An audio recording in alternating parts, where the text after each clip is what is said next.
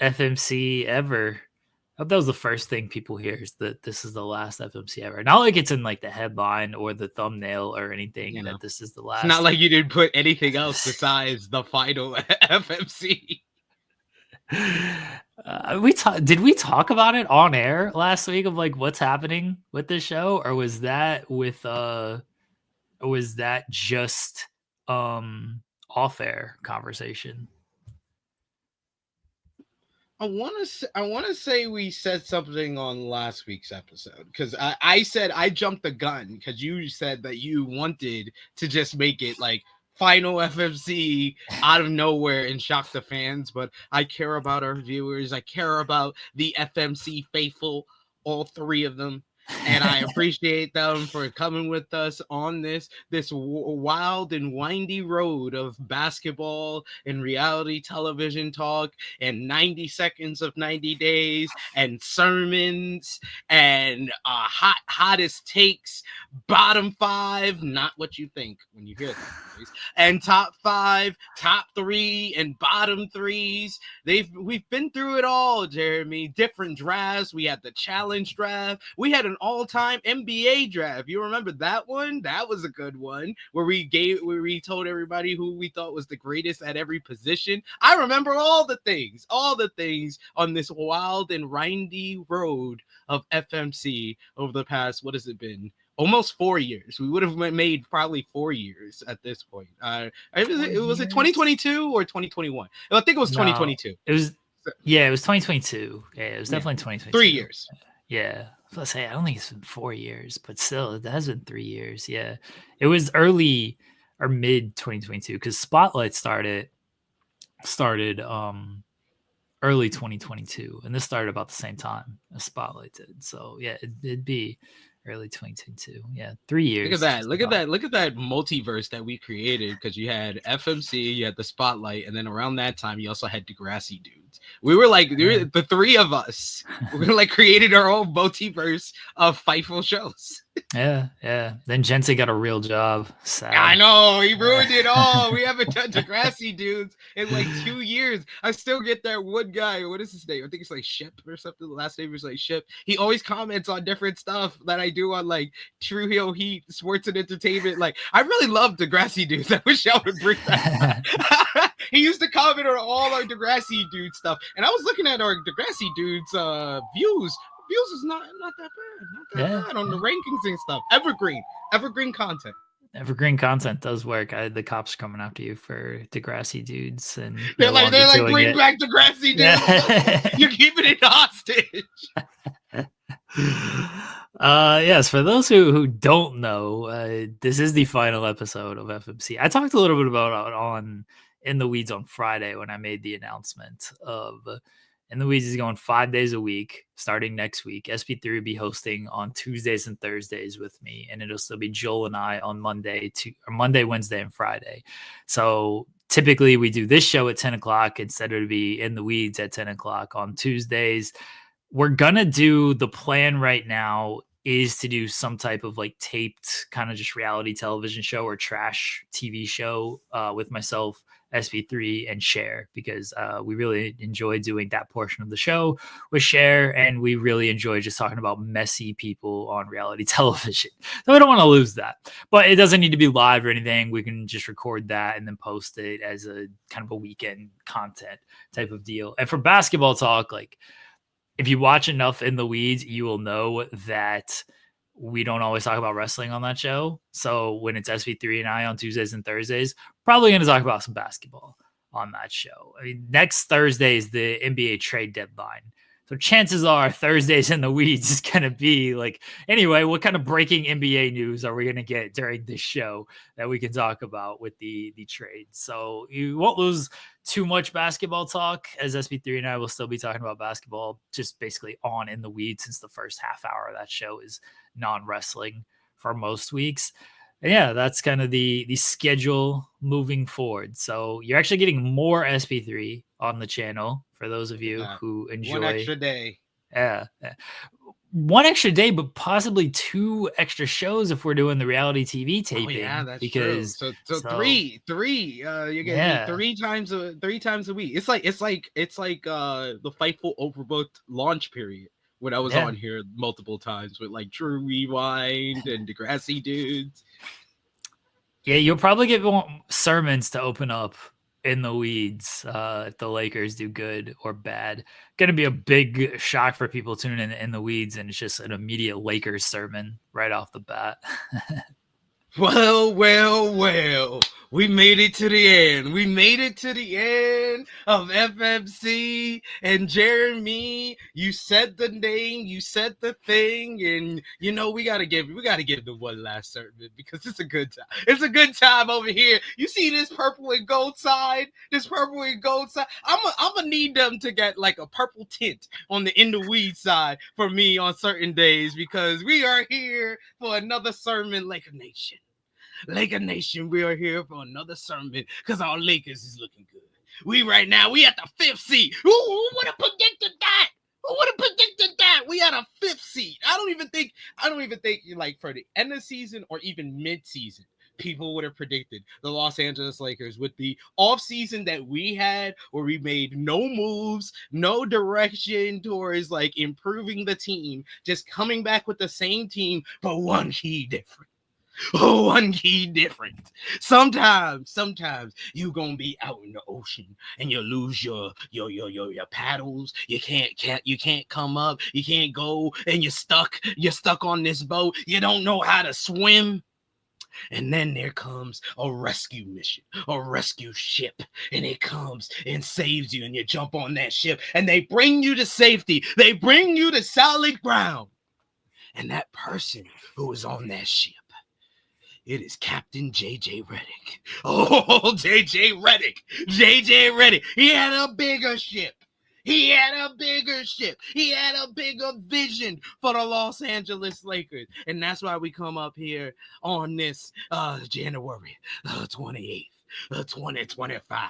2025, the year of our Lord, 2025. And we got the Los Angeles Lakers on a 4-game winning streak. I'm going to call it 5-game winning streak. We playing the Philadelphia 76ers tonight. Jeremy thought that we were going to lose to the Washington Wizards last week. He put a bet on it. But you have something to say in the crowd. Yeah. I did not think they were going to lose. I said if they lose, there needed to be punishment because they should not lose this game. Let's not confiscate. That's a word, right? I think so. Let's not conflate. I'm pretty sure I'm trying to say the word conflate. Yeah. I think that's a word. Let's not conflate me thinking they were going to lose by putting this bet on it. Because I did not actually think they were going to lose. But if they did lose, there should have been punishment. They won. This is fair. I stand corrected. But the reason we're celebrating this 4-game, possibly 5-game winning streak is because on Thursday, January 23rd, the year of our Lord, 2025, the Lakers done whooped on that Boston Celtic ass. The reigning NBA champions. We went in there and we had 3 players over 20 points, including Austin Reeves. Oh, White Mamba. The real White Mamba. Move over, Brian Scalabrine. It is the real White Mamba, Austin Reeves, who is looking like a bona fide, certified, authentic 3rd option for the Los Angeles Lakers in the year of our Lord 2025, averaging 18 points a game, 4 rebounds, 6 assists on 44% from 3. I think he's averaging about 37% from 3. This man right here. I told you. I saw the vision. But JJ Redick, he cares about his other white basketball players, white people that can jump. He cares about other white people that can't jump. Woody Harrelson couldn't do it. Billy Hole couldn't do it. But he's got JJ Redick. He got that Sydney in his soul. He got that Sydney in his soul. Yeah. And that comes from another Sydney. So I can see the Sydney in his soul. But if it wouldn't be nothing. It wouldn't be nothing without Anthony Davis. Anthony Davis, who is having another great year, another year surprisingly healthy. He's played 40 games, 40 out of 44 games. But I mean, the performances as of late have been insurmountable for these other teams. And the Hornets were the latest victim. The Hornets not the greatest team. Hornets was not looking good. LaMelo Ball went down in that game, but I don't care. I don't care because Anthony Davis done dropped 42 and 23 on the head. 42 and 23 on the head. And that comes off of 36 and 13 against the Golden State Warriors. 36 and 13 against the Golden State Warriors. Ooh!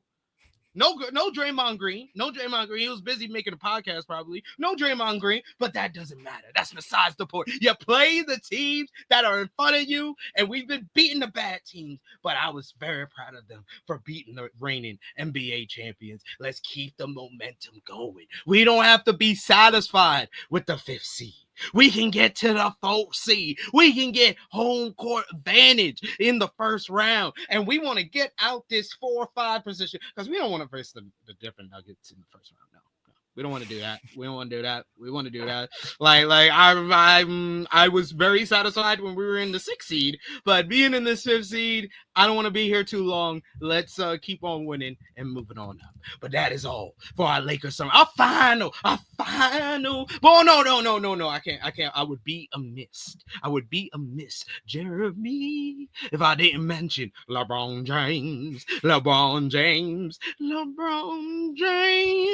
the greatest 40-year-old athlete of all time. Like I don't think anybody who gonna debate me? Who wanna debate me? Is he not the greatest 40-year-old athlete of all time? Thomas Brady.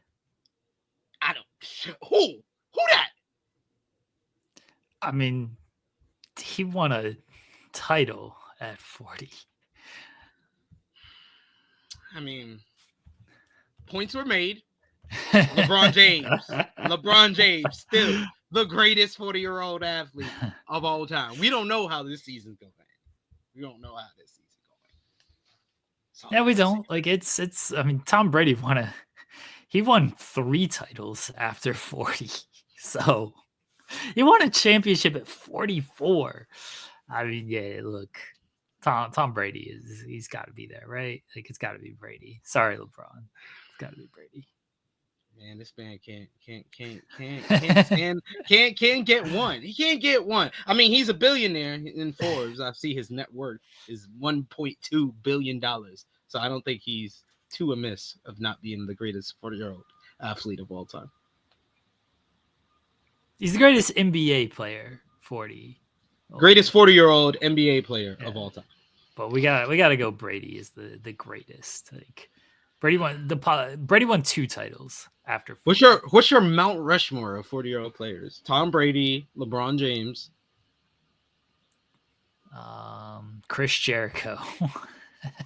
I hate you. I hate you so much sometimes. I'm gonna say Shawn Michaels. Shawn Michaels at 40. I'll take Shawn Michaels at 40. If we're gonna put in wrestlers, I'm putting in wrestlers. I just thought Chris Jericho was a hilarious answer. I mean, we don't put in wrestlers, but then I mean, he was good at 40 though. Yeah. Jericho was good at 40. So it's not as funny as if you said greatest 50-year-old athlete. Then that's a funny joke. 40-year-old Chris Jericho. It's still funny. It's still a funny joke. It's still good. Cal Ripken, did he play into his 40s? Or was he 39? Let's see. Cal Ripken. Jordan was still like good at 40. Yeah, I think he averaged. Didn't he average 20 at 40 years old? It wasn't, it wasn't prime Michael Jordan, but Ripken he retired at 40. I don't think he was very good at 40 though. I'm trying to think of any other. I mean, football has really just been like Tom Brady, Joe Montana. Did Joe Montana play into his 40s? Joe Montana. I know he wasn't that good when he retired either, but Let's see. Joe Montana. No, he didn't make it to 40. I don't know when Peyton Manning retired, but he wasn't that good his final season. I mean, he won a Super Bowl. Sadly. Yeah, he won the Super Bowl, but he was like hurt. I know Tiger Woods. I mean, can we go Tiger Woods? Yeah, Tiger Woods. Tiger Woods. We could put the third head for Tiger Woods. Yeah, most boxers suck at 40. Floyd's probably there because he took a bunch of easy fights at 40. Like he was fighting Conor McGregor when he was 40, so he wasn't taking too many tough fights at 40. Gordie Howe played until he was like 50. That's a hockey player. Gordie Howe played for a while, so I got to throw Gordie Howe in there. Yeah, there you go. Those are Gordie Howe's probably Tiger Woods and Gordie Howe is probably. Louis says Gordie Howe as well. Yeah, that's probably where I'm at. Is Brady, LeBron, Tiger, and Gordie Howe. That's probably the Mount Rushmore. Look at that. We left them with another Mount Rushmore on the Final FMC of all time. For Sean Garner asking why this is the last episode. Start at the beginning, Sean. Just rewind to the beginning. Why this is the last episode. Great. Yeah, most golfers are like over 40, so and they're still competing. So Phil Mickelson. Okay. I don't know how good he is nowadays, but he's probably good at 40. But he started winning more when Tiger had his little slump. Yeah. John Daly just survived off of smokes and pizza. Bless John Daly. Smokes and pizza. How sweet it is. Babe Ruth. That's the Babe Ruth diet as well. Smokes and pizza. Smokes, beer, and pizza. That's it. Sidney Crosby's not 40. Come on now. No. We're not gonna age Sidney Crosby that badly. Sid the Kid. Yeah. That's what they. Ovechkin. Yeah, Crosby's 37. Let's say, what are we doing here? Yeah, Ovechkin's Sid the Kid's my age. Ovechkin's 39. He'll be 40 this year. So if he plays next season, which not impossible, if he plays next season, then he might have a case. He's going to break the goal record this year. He's going to beat a Gretzky record, which everyone thought those Gretzky records were untouchable. And he's going to end up breaking it. If he doesn't break it this year, he's 100% going to play next season, and he'll break it next season. So we might have a conversation. Ovechkin might enter this realm next year if he continues past this season. There we go. So we'll talk about that on In the Weeds next time.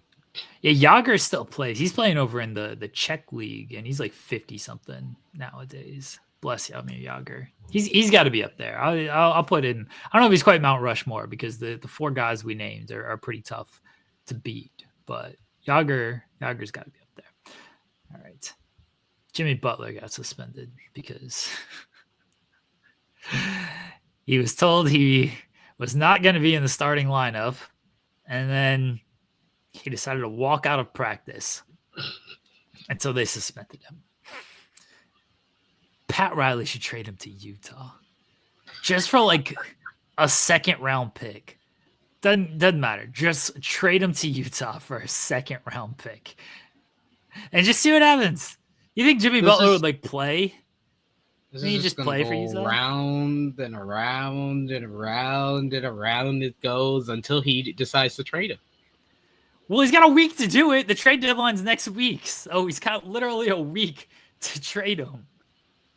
I mean, you said it. I think you said it last week or the week before. You don't think that Butler is going to be traded. I'm starting to feel like that too. The fact that they suspended him a second time and we haven't heard any news in regards to any trade discussions. It's just like makes me feel like this is just going to keep going. Well, he wants to go to the Suns, and the Suns can't find anybody to take Bradley Beal right now, and Bradley Beal has a no trade clause as well. So it kind of puts Miami in a tough position of, well, what are we supposed to do? He only wants to go to one team. He claims he wants to go to other teams, but Jose Alvarado saying, I want to know why Jimmy doesn't want to be traded to Memphis. Yeah, he said he doesn't want to go to Memphis. He claims he'll go to like any team but Memphis. Why he doesn't want to go to Memphis, I don't know. Because they talk too much shit, probably. A lot of the NBA players don't like that. Jimmy Butler is mad that somebody's talking shit? I know. But that's what I've heard. I've heard a lot of the other NBA players don't like their attitude. That was an argument a few years ago when they were like happy in post-game interviews, and then people got mad at OKC for doing the same thing. I mean, sure. I don't know. Memphis seems like a good fit. Like they could use him. Yeah, I agree. Well. I agree. I think that it's as ridiculous as you sounded like you thought it is. Like I don't think that is the right way to think about things, but that's what I've heard, and it doesn't seem like that. And stuff, hearing news like that, like Jimmy Butler doesn't want to be traded to Memphis. That's what made me like bring that up, is because that's what I've heard, and it makes me feel like that might be a reason. Because why wouldn't you? It makes all the sense in the world. They're a team on the rise. You wouldn't feel like you're jumping on a real bandwagon of any kind. You could be the real key piece to put them over the top where they can compete with the Thunder in the playoffs. Like, this is like the move to do. The Phoenix move is just a third big trade for a superstar player for Phoenix that isn't going to work out. I mean, it might work out. I don't think it's going to work out, but I don't think it's going to work out. I don't think even with Jimmy Butler, the Phoenix Suns are winning an NBA champion. And that's another thing with these big superstar trades for the Phoenix Suns. Nothing that they do besides winning a championship is going to be good enough. Like, once you make these big superstar trades and you make 3 in a row, yeah, and the 2 previous ones are viewed as horrible trades, and the Jimmy Butler one is viewed as one of the worst. The Bradley Beal trade is viewed as one of the worst. Like, what are we doing? Like Bradley Beal and Paul George to the Clippers and Bradley Beal to the Phoenix Suns are 2 of the worst trades ever. And I think that because they're 2 of the worst trades ever, not a lot of people put more respect on Kevin Durant trade being one of the worst trades ever. Is the Kevin Durant trade one of the worst trades ever? Yes. Kevin Durant to Phoenix? Yes, because Phoenix was all right. Phoenix was on the rise. Phoenix was on the direction going up. They got Kevin Durant. People thought this is the move. This is the move to take them where they've been going in the trajectory. And the trajectory's been going down ever since. I'm all for Kevin Durant slander. If we've learned anything about me over the years, it's fuck Kevin Durant. I'm all for the Kevin Durant slander. I don't feel like they gave up that much to get him, right? No, they didn't give up that much. Okay, they gave up Mikal Bridges. They gave up draft picks. Cam Johnson, who now Cam Johnson might get traded. Jay Crowder, 4 unprotected first-round picks. Oh, they took 4 a lot to get them. 4 and two rotation players. That's 6 players, potentially. They give up way more than I thought. That's a starting lineup and a 6-man they gave up for Kevin Durant. And when their trajectory was like this, and then they traded for Kevin Durant, and it's been like this ever since. Fuck Kevin Durant. That's fine. They could be one of the worst trades of all time. I'll take that. That's fine by me. See, DJ Duke, I think that's what I'm trying to say. He's like, I think the Beal trade fuck up the Suns, not the KD trade. I think that the Beal trade fucked up the Suns in the short term. The Kevin Durant trade fucked them up long term. But they could have still done okay with I will defend the Bradley Beal trade the same way I defended it when it happened. They got Bradley Beal for pennies on the dollar. They didn't actually. Now, the Bradley Beal trade, I know they didn't give up. They gave up Chris Paul and like 2nd-round picks, and they were trying to waive Chris Paul anyway. So they weren't trying to do, they didn't give up anything to get Bradley Beal. I'll continue to defend that of if you have the option to make that trade, sure, you make it. Now, could they have gone elsewhere? Could they have tried to? Was it the smartest move to make based on how the roster was constructed? No. that was that was my same argument when the trade happens. Like, do they need Bradley Beal? Shouldn't they look elsewhere to try to shore up things like perimeter defenders, paint defenders, any type of competent big, which, hey, what do you know? They're trying to get people from, they got Nick Richards from Charlotte because Yusuf Nurkic, shocker, wasn't working out too well. The DeAndre Ayton trade didn't work out too well. That was where I didn't like the Bradley Beal trade of like, fine, if you're what you're giving up to get Bradley Beal makes a lot of sense. You should do that trade. But couldn't you look elsewhere to try to figure things out and try to make your team more whole than, hey, look, we got 3 really great scorers and we're just going to outscore all these teams? Dominate is my favorite nickname ever. I still text Sammer. It is. My friend Sammer. I'll just randomly text him like dominate and he'll just crack up. Bless. That was a trade. So that was a failed trade. Yes. That trade did not work. They should have seen what they could have done with Ayton, Beal, Durant, and Booker. I don't think it would have worked out, but I should have at least tried it because Nurkic was never the answer. And we said it on this show that Nurkic wasn't going to be the answer, but oh well. I don't feel bad for the Phoenix Suns. They had a new owner who was like, we're going to make big splashes and we're going to go after all these guys. And they did.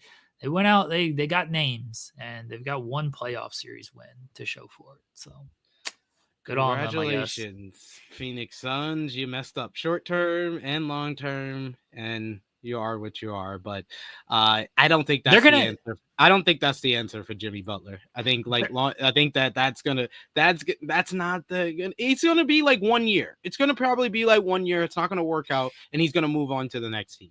He's gonna just be jumping around at that point. Hey, Sean. Hello, Sean. Is this the last FMC? I didn't. Yes. Y'all didn't even tell me. We should have told Sean to come on and planned on doing Too Hot to Handle.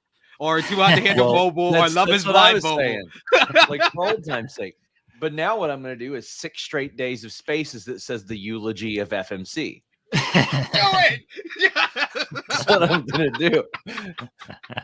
I mean, you gave us one of the greatest moments in the show's history that no longer exists, thankfully. But because of the Love is Blind, and then the other thing that has gone into the ether. Which I gotta say, fortunately, remained it still isn't out there. Yeah, still isn't out there. Insane. Yeah, there's footage. There's footage. My lovely wife has the footage. Oh, I know because I went to edit the video and saved it. Cut it out. And it saved only that spot because why is YouTube's video cutter like that at this point? It's horrible. I tried to do that the other day and it was like, dude, no, leave it just that part. It's so confusing. Like, I don't know why they haven't really done this yet, but go figure. So Sean, Jeremy, hear me out. I feel like I should pitch you on a non-wrestling show. Okay. That's it. That's it. Oh, it's the same show. Oh, okay. Hey, we are gonna do it. It's just gonna be pre-recorded now. Yeah, so we're gonna do a pre-recorded reality television show. I do have a question. I was gonna text you this, but I'll just ask you on air because it's not like it's Seems not appropriate. Like Seems appropriate. It's not out there or anything. Okay. Do you want to look into this? Is wrestling related. There's a rumor going around that there's 40 women in the Rumble this weekend. I haven't heard anything like that. Where'd this come from? Yeah. I've listened to interviews with Jordan Grace and Chelsea Green, and they have both mentioned it. They're like, I think there's 40 women in the Rumble. I think this is like went online, like, one of the engagement accounts was like 40 women in the Rumble. And they saw it and they're like, oh, this is what I heard. So this comes from interviews with Chelsea Green and Jordan Grace. I love both of those women. I really do. They're wonderful. I consider them pals. They definitely got that from some bullshit engagement account. Yeah. They got that from some dork diva stand account and just believed it. I was gonna ask you to just like, can you just check on this and correct it? That The number of times I have like seen people like that, and I'm like, stop reading this website. They intentionally don't link to my shit and take my quotes out of context because they want you to get mad at me. That specifically them. Stop it. I just thought it was very funny that like both of them commented on it. So when I was listening to the Chelsea interview, she kind of like said it offhandedly. She's like, "Oh, I just think I read it online," and then Jordan said it as well. It's like, what is happening? What are you guys reading? Stop it. Yeah. Oh man. Well, so there you go. You want to hear something entertaining? Not that entertaining to me. I booked my Rumble hotel like June, paid for it in full. At the time I was like, they'll probably do a bunch of extra days of media. I'll book it for Wednesday. Well, I'm not going there Wednesday now. I'm going there Thursday. And I just said, hey guys, I don't want any money back.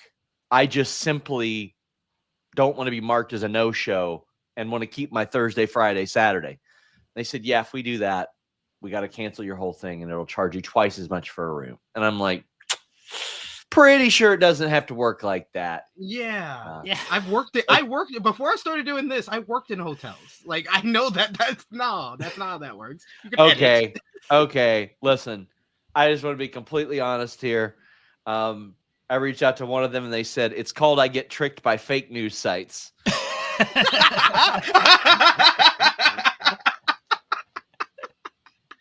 Lovely.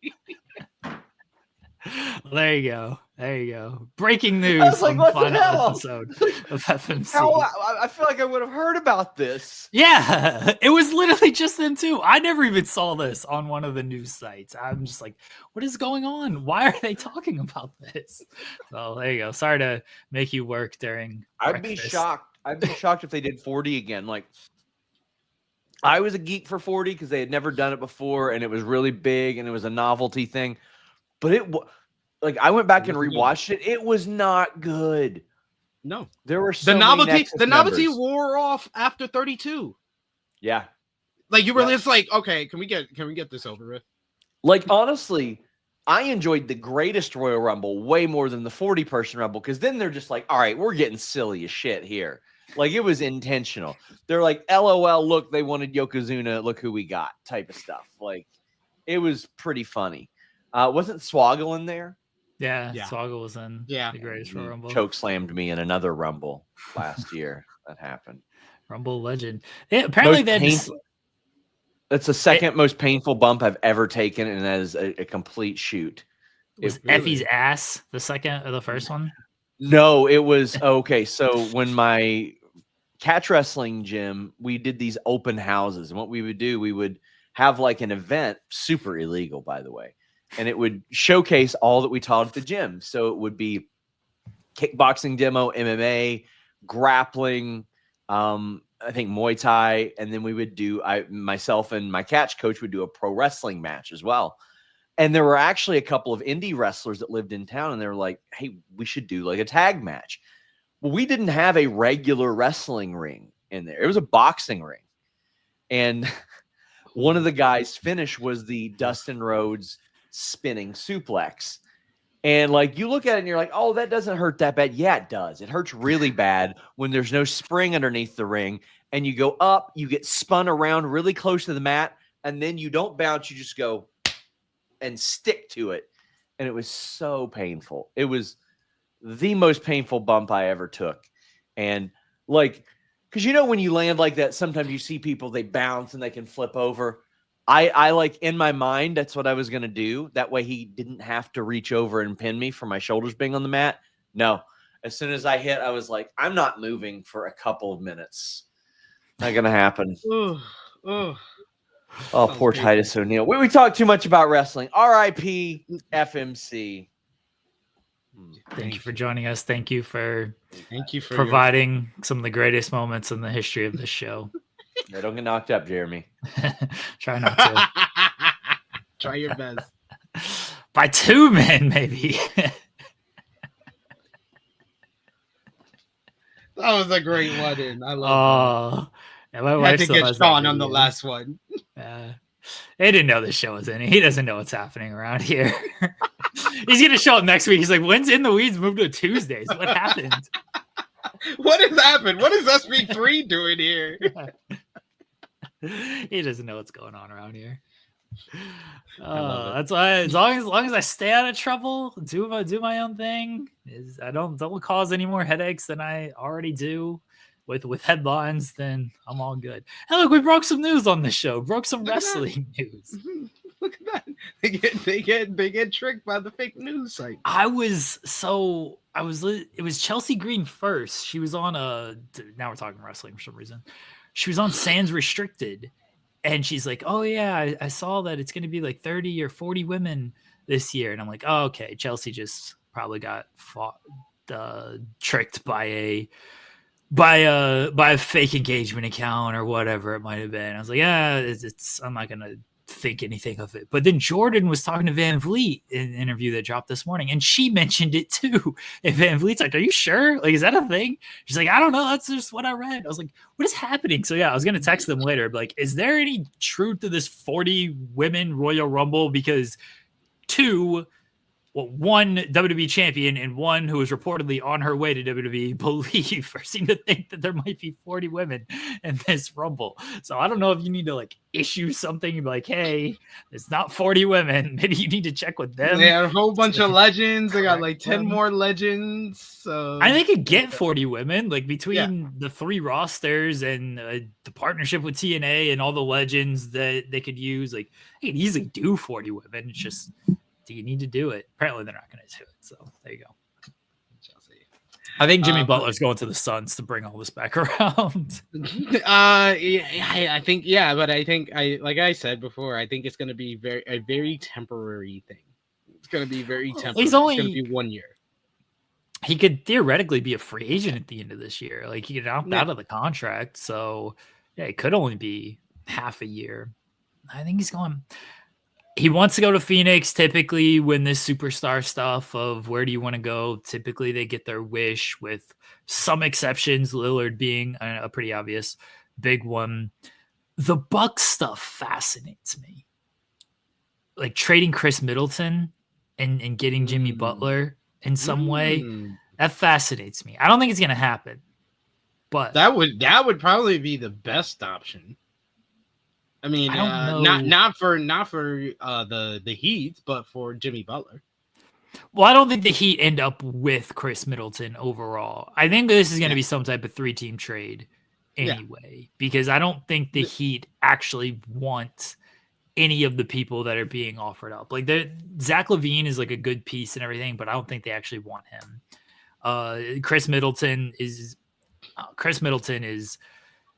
He's at where he's at in his career. Injuries have clearly like hampered him, and he's just not the same guy. Yeah.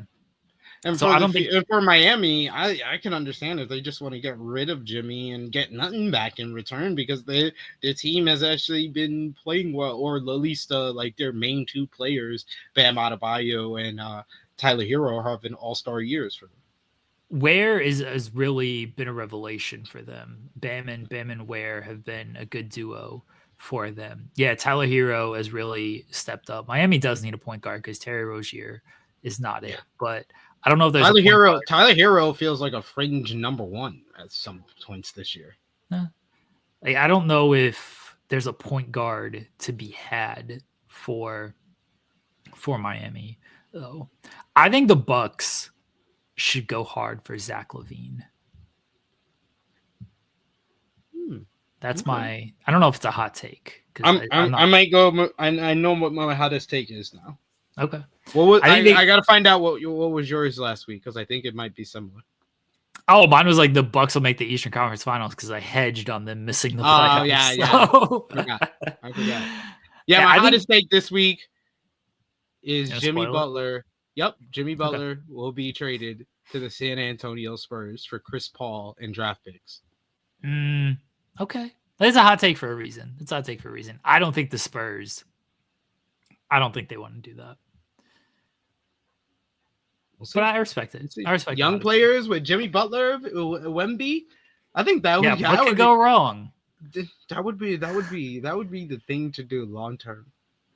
You know, it's Long not like term, he's Jimmy Butler's it's not not like staying it's not in San Antonio. it's not like he's had any issues with young big man before. Or Yeah. something like that. You know? Jimmy Butler's not staying in San Antonio. He's just not. He is. So He loves the Riverwalk. I respect the hottest take. I don't think that's happening at all. I don't think it is. I do I'm think gonna look like a genius when I already look like a genius for the Houston Rockets, but I'm gonna look like a genius when this one happens. Amen Thompson is incredible. I don't know if OKC plays the Rockets anymore this season because I haven't looked that far ahead of the schedule. That's a team that now, like I said earlier, I wasn't like concerned because they didn't have like a number one guy who it's like, yeah, they can just go to this guy, and I'm worried about him. Now they've got a number one guy, and now I'm a little bit worried about Houston because their defense is great. Amen Thompson can take over games, and he can get his points. The Jalen Green stuff is where I think it's kind of an Achilles heel for them because I could see Jalen Green just going out there and trying to shoot the lights out and not shooting the lights out and actually hurting the team more than he helps the team. But as long as things are kind of running through Amen Thompson, that's a scary team. It's a scary team in the West. Can we like say like at least show some respect and say my Houston Rockets because you know. Why are you claiming the Houston Rockets? I did predict this. I mean, I claimed the Oklahoma City Thunder. Yeah, don't do that. You're a Lakers fan. I did predict their success. When I predict the success of a team, I'd have to take ownership of that team. No, yeah. You can like give yourself a pat on the back without like claiming. No, I get stock. I get stock. Oh, you get stock. Mm-hmm. I Yeah. don't know about claiming. You're a Lakers fan. Why are you claiming ownership? Yeah, I am a Lakers fan. Everybody knows I'm a Lakers fan, so I could take stock in other teams. I don't know how I feel about that. I don't love that. Gonna be honest, I don't love it. You don't have to love it, but you gotta live with it. What's your hottest take this week? The Bucks are gonna get Zach LaVine. Okay. That's actually a good hottest take. I think that's the hottest take that is believable to happen. Louis does have magic stock. Louis he has does. magic stock. Yeah, he definitely does. See, like that. That's what I'm talking about. See, when you do stuff like this show, but Louis, are you saying like they're my Orlando Magic? Like, yeah, stock. Yeah, you can say my Orlando. If you have stock, you can say my. I don't love it. Don't love it. Yeah. I'm not saying like. You know, when I picked the Celtics last year, I'm not going to say my Boston Celtics. When I picked the Nuggets, my Denver Nuggets, I'm a Thunder fan. I don't want those teams. I'll take credit when they win and be like, look what I did. Look what I predicted. Look how smart I am. But I don't want those teams to actually win. Who was it that you claimed their success, Power Driver Finisher? I said that you could claim the success of Roxanne Perez over on True Hill Heat. So I don't know what I would say that you couldn't claim the success of. I'm all for people taking stock in things that they see before everybody else and calling them my. I don't love it. Yeah, it's okay. All right. You don't have to love it, but you got to live with it. Louis, the Bulls beat the Nuggets last night. The Bulls are weird. Yeah. They're not good. Like, they're clearly not good. But I didn't think they were going to beat the Nuggets because the Nuggets just had a bad performance against the Timberwolves. I was like, oh, the Nuggets are going to bounce back against this terrible Bulls team. The Bulls just beat them. The Nuggets don't play defense. And that's why I'm not as concerned about them. Jokic is Jokic. He's incredible. But that team can't get a stop when it actually matters. Yeah, I'm not convinced that the Nuggets are contenders anymore. To me, I think they're contenders to make it to the Western Conference Finals, but I don't think they're contenders to win the championship anymore at this point. You don't want to see them in the playoffs as a Lakers fan, do you? No, I don't. No. They're not contenders. They're guarantees to beat the Lakers in the playoffs. So no, I don't want to face those guys. Yeah, I was about to say, I don't think any Lakers fan actually wants to face the Nuggets, even on like a down Nuggets year. It's like, no, I don't want Nope, anything to I'm do with good. that team. I'm good. I don't want Too to much do that. drama. That's like the Sacramento Kings versus us in the playoffs. Like they wouldn't Yeah. want to do that. There's Yeah. too much history there. Yeah, too much drama. I get it. I get it. I do. Do you want to do top 3, bottom 3 for the final time ever? All right. Final top 3, bottom 3 of the FMC era here, ladies and gentlemen. It's been a good one. It's been a long time. It was good time as well. Number 3, we're gonna go with the Cleveland Cavaliers. The Cleveland Cavaliers, 37-9, the best record in the Eastern Conference. Still playing well. They've kind of gotten a couple of other losses recently, but still the number 1 team in the Eastern Conference. I don't see that changing. I think that them and the Boston Celtics will be at top for the rest of the season, but they're coming off losses to the Rockets, to the 76ers, so I had to drop them down a bit this week. Coming in at number 2 for the top 3 this week, we got the Oklahoma City Thunder. Number 1 in the Western Conference, the best team in the NBA. They of course, been playing well as usual, but they had losses to the Dallas Mavericks this week. Well, 2 losses to the Dallas Mavericks out of their last 5 games. They've beaten the teams that they were supposed to beat, but when they played the Dallas Mavericks, it seems that they haven't. PJ Washington turns into prime LeBron James, and I do not understand it. It annoys me so much. Drop 22 and 19 on y'all. 22 and 19. What? It's insane. It is insane. I did watch the game, but I saw the stat sheet and I was like, all right, damn, Jeremy's absolutely right. Like he does turn into a different player when he versus you know what though? I banked some money on PJ Washington. I'm like, nice. Over on points, over on rebounds. I'll never bet against this dude any other game of the season, but against the Thunder, he's hitting his overs. He's getting his overs. Yep. And you know what? It works out for me. So wise decision. And then finally, the number 1 of the top 3. The Los Angeles Lakers, winners of 4 straight games, 6 of the last 7, coming off of a huge victory. We smacked those boys from Boston, smacked them up out of here. Say, get on out of here, boys. You ain't our friends. You come to Los Angeles and you get in a January. Ooh, Los Angeles Lakers, number 1 in the top 3, the final top 3 of FMC. I'm so mad I didn't see that coming. I'm so mad I did not see that coming. I legitimately thought you were going to go with the Rockets because they've been the best team over the last 10 games.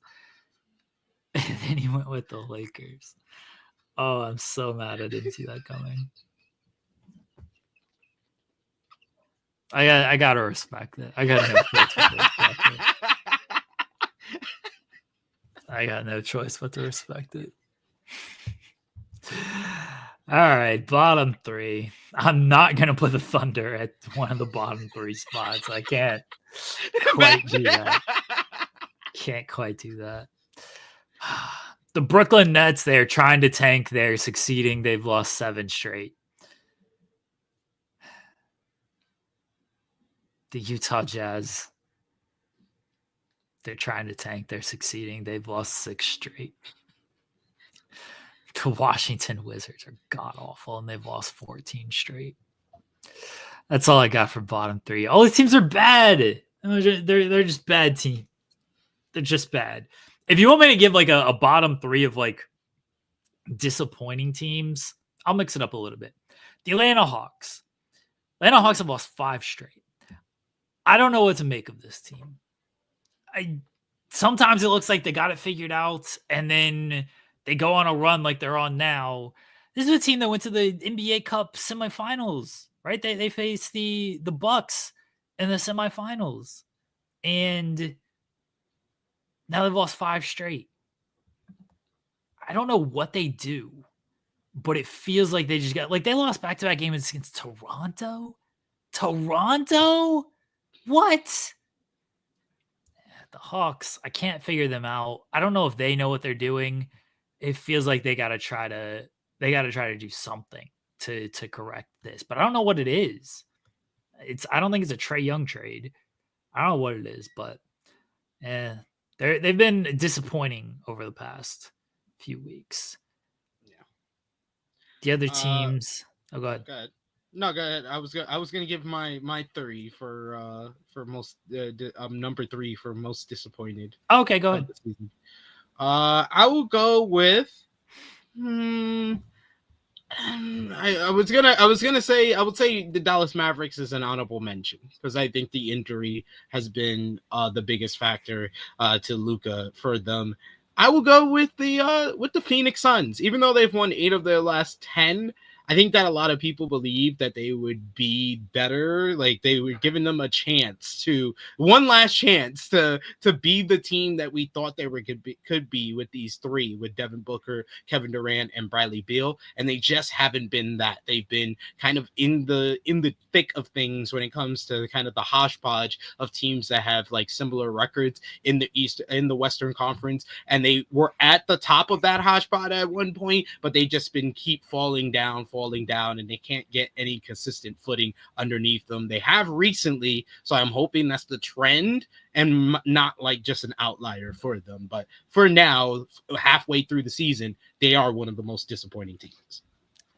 I know injuries have hit this team, but they are getting healthy. Paolo's back, Franz is back, and the Magic are still kind of struggling. I think they're just kind of rebuilding with the chemistry with those guys because they've been out for so long. But losing games to, I think they lost to the Blazers. I think they lost to Toronto. Lost to Toronto. Those aren't great losses. Even if you're trying to get healthy, trying to get back, those just aren't great losses. So yeah, those are 2 teams, or that's another team that I think they'll get it around. Sorry, Louis. They're in a terrible, terrible fucking division. This division is awful. The Southeast, yeah. Miami, 23-22, Orlando, 24-24, Atlanta, 22-24, Charlotte, and Washington. Maybe 500 and you win this division. Garbage ass division. Number 2 for me, most disappointing, I'm going to give it to the Minnesota Timberwolves. Another team that we thought that a lot of fans thought would be in the top half of the Western Conference. They thought they would take that next step. Even after the Karl Anthony Towns trade, people still believed, even myself included, they would be a top 4 team in the Western Conference. But it just hasn't panned out that way. I mean, Anthony Edwards is still Anthony Edwards. He's averaging 26 points a game, 6 rebounds, 4 assists. He's still doing his thing, but I think it really comes down to Julius Randle. I feel like Julius Randle hasn't really stepped up in the same way that he did for the New York Knicks. New York Knicks, for most of his time with the Knicks, he was a 20-point per game scorer. He's averaging just under 19 right now. He's not rebounding. He has basically his career low as far as rebounds. He is still passing the ball very well, which he started doing when he was in New York, but it just hasn't panned out in the same way. Like, I think that for the people that believe they would be a top 4 team, they believe that Julius Randle would be New York Knicks Julius Randle, and we just haven't got that. I'm gonna steal Louis of Heat culture. Bottom 3. All the talk of Heat culture and how Miami will just make everything better. They make players better. Everyone just loves being in Miami. And even they couldn't control Jimmy Butler. Jimmy Butler supersedes Heat culture. Gotta respect it. Got no choice but to respect it. And Kevin Love's out here trolling on Instagram. Rules. Absolutely rules. I mean, most disappointing for me, number 1 is easy. It's the Philadelphia 76ers. I mean, I had them as the second, if not the third best team in the Eastern Conference, and they're not even in a play-in. at this point. Yes, injuries has been the biggest factor with them. They have not been able to get their big three on the court, but that is literally something that was a high probability of happening with the three players in question, because Joel Embiid was just injured last year. He has a history of injuries throughout his career. Paul George had the serious injury 8 years ago, and he's been injured off and on when he was with the Clippers. So you knew all of this going in. And Tyrese Maxey, he's a younger player, so we don't know his injury history like that, but he's gone down a couple of games this season already. So Philadelphia 76ers, yes, injury's been a big factor of it, but then when they're on the court, it doesn't seem like they have built any chemistry as of yet. And maybe it's more reps because they can't get on the court together. We don't know, but yeah, Sixers, they suck. They can't get on the court together. I think Joel Embiid is done. I think he may be done. You might be right. Honestly, you might be right. I've had the same thought that I don't know if Joel Embiid is gonna be that guy anymore. I think he can still be good when he plays, but you're gonna get 30 games out of him, and then how's he gonna look in the playoffs? Where even at his peak, he had his struggles. Paul George is Paul George at this point. Fine player. I think Paul George can still be a fine third option, but that's what he is. He's a third option.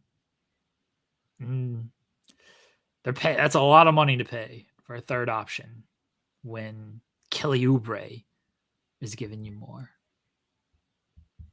I don't know. It's looking like he done. It's looking like a lot of the people that used to badmouth my guy Anthony Davis. It's looking like a lot of the things they used to say about Anthony Davis is true about Joel Embiid right now. Jose Alvarado asking, should the 76ers blow it up and move on from PG? I don't know who takes. Somebody will take the contract because every contract is tradable. I'll continue to say that. But if you're looking at it objectively, why are you going to lock yourself into this Paul George contract and give up a whole lot? The Warriors were a team that wanted him in the offseason, but they couldn't make a deal work with the Clippers. So that didn't end up happening. To the Sixers, is there anybody on the Warriors that is attracted to the Sixers that the Warriors are willing to part with? I don't think they're giving up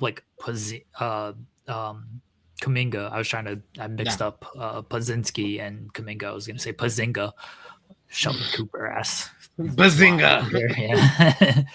So I don't think they're going to give up Kuminga for Paul George. I don't know if what the Warriors would be willing to give up to get someone like Paul George. And then you look at the rest of the league, what are they willing to give up? Does a Paul George for Jimmy Butler swap make sense? If you're Miami, maybe. But I don't know if it's a good. Philly's reputation is what it is. I don't think it's a great look for the reputation. Be like, yeah, we signed Paul George, and we're gonna trade him 6 months into his new contract.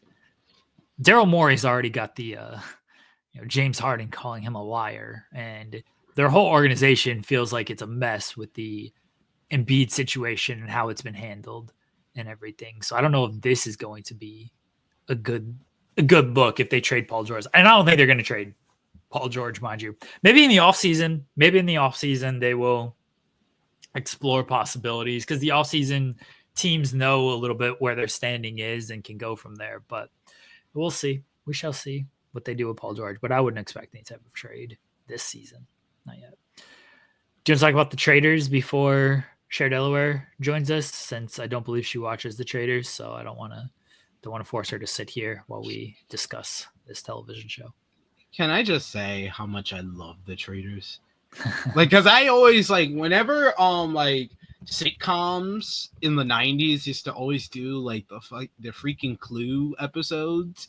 The murder mystery episodes. Those used to always pop me. And I always used to be like, I want to play Clue. I want to have a murder mystery night. So to see an actual reality television show that is a murder mystery reality television show, I'm very much into it. I'm locked in. I got into Traders last season with CT and Trishelle on there, and Bananas was on there at the start of the No season. spoilers. No spoilers. No, I'm just Okay. saying the cast. Okay. So I really got into it in that season, and then after watching that season, finishing that season, I think in the middle of watching that season as it was going on live, I watched the first season. Or no, I think I watched it after the fact. So I watched the second season, and then I watched the first season. And the first season was more of a mixture of what the Traders is outside of the U.S., where there's not just reality television people. They have actual, people that people from all walks of life coming in. Because the UK version is probably like the essence. If you want to know what's the essence of Traders, the UK version is probably it. And those are a lot of fun. I watched the first 2 seasons. Series 3 for the Traders in the UK, it just ended, so it's not on Peacock yet. So I haven't watched that. I watched the 2 series for Australia as well, and I think I was watching a little bit of New Zealand. So I'm locked in. I'm a Trader's mark at this point. But this season, oh my, like I was on the Grapple App podcast. Shout outs to the boys JP and Benno over there, and they brought up Traders because Traders is a big thing for them in the UK. And I was like, I got excited because I didn't know we were going to talk about Traders. I was like, I'm locked in. And he said, with the Traders in the UK or outside of the US, having people from all walks of life that you don't know before, and the people in the house don't know each other, it makes it kind of fun to kind of not know and not have the tells for the other people of who the Traders are.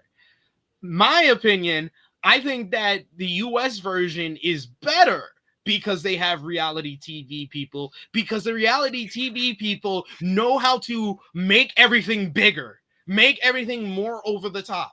And I think the key example of that is season 4.